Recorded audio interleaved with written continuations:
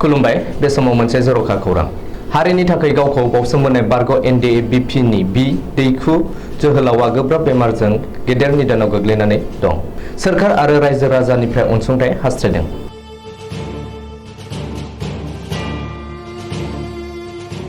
क'क्राझार जिल्लानि सिङाव थानाय सेकादानि गामिनि बिनन्द चन्द्र ब्रह्मनि फिसाज्ला दिदार कुमार ब्रह्मआ गोबाव सम NDFB आफादाव बर' हारिनि थाखाय दावहा नांबोनाय सिद्धार कुमार ब्रह्म मुंनि जोहोलाव बेंगुरा जानानै सुगार किडनिनि जेंनाजों सैनांनानै दं।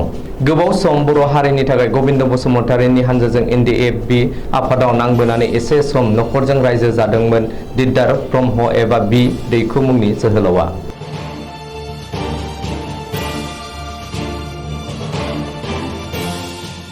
गोब्राब बेमाराव गोग्लैनानै हा-हु मोसौ बोरमा धोन दौलत फाननानै फाहामथाय लादोंमोनब्लाबो दिनैसिम गाहाम जानाय मोनाखै बिथाङा।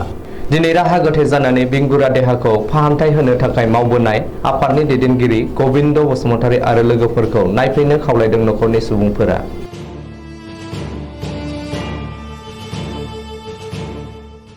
फाहामथाय होनो थाखाय एसे रां अनसुंथाइ हरनो थाखाय बारग' NDFB नि दैदेनगिरिफोरखौ खावलायदों नखरनिफ्रा। लोगोसे रायजो राजा आरो सोरखारनावबो अनसुंथाइ मोननो हास्थायदों।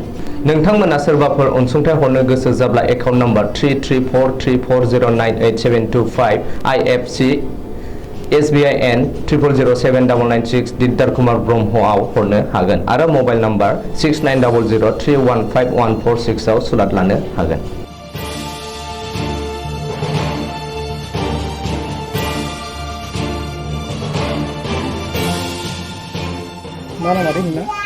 बिनन्द चन्द्र ब्रह्म गामि सेकादानि। मा जादों न'आवहाय? न'आव माने न'आवथ' माने अभाबि परियाल। दा आंनि खुदिया गोबां बोसोरावनो बियो NDFB आवनो दङमोन केदार हिसाबै बिदिखु होननानै बुङो। नाम मोजाङा दिदार कुमार ब्रह्म। दा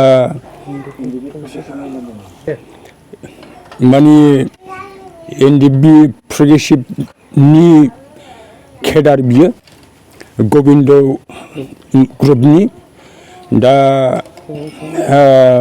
बे खुदिया दिदार कुमार ब्रह्मआ गोबां बोसोरनिफ्रायनो बियो NDFB नि केदार हिसाबै मावबोनानै दिनै बियो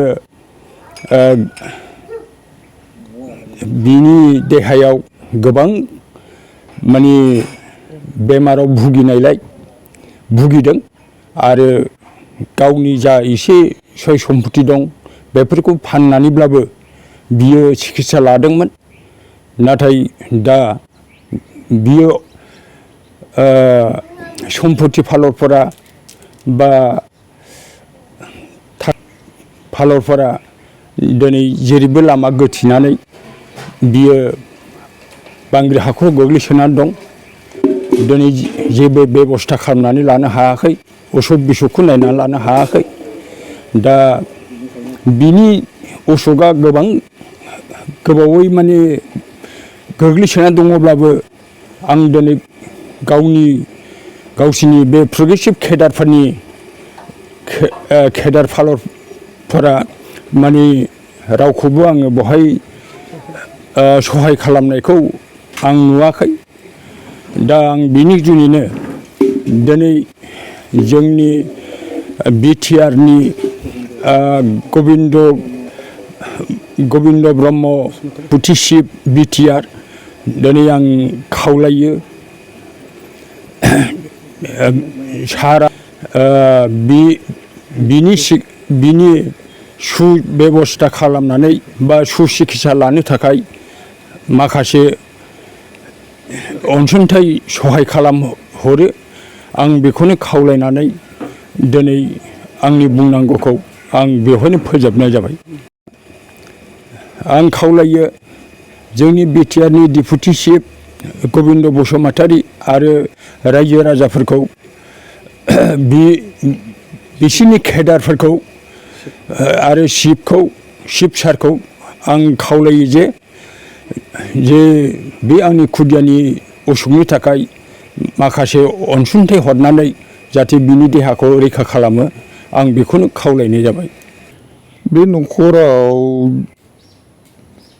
बिथाङा गोबावसै आंहा बेखौ माबा जायोमोन फंबाय जायो सोमोन्दोआव बिदा फंबाय फिसा बिदा फंबाय आरोखि बिथाङा बहुद दुखुनि खोथा जादों बियो आगोलाव मेट्रिक पास जानायनिफ्रायनो बियो माबायाव थांदोंमोन एनडिएफबि गबिन्द ग्रुपनि पिनि बेवहाय थांदोंमोन थांनानै साक्सेस जाबोदों गोबाव समनिफ्रायनो बियो थाहैनानै खामानि मावबोदों बर' रायजोनि थाखाय दा मावै मावै लास्ट टाइमाव बियो दा न'आव थानो समाय मोनफैदोंमोन ससे समाय बे समाय थाफैनो मोननायावनो बिथाङा एक्सिडेन्टेलि हथात खाफाल गैयिनि जाहोनाव बिथाङा सानसेखालि बियो पेरालाइज टाइप लासै लासै बियो पेरालाइज टाइपआव जाहैदों आरोखि बिनि देहाया ओमफ्राय पेरालाइज टाइप जानायनि उनाव बिथांनाव प्लास आरो साबदेरबावदों जे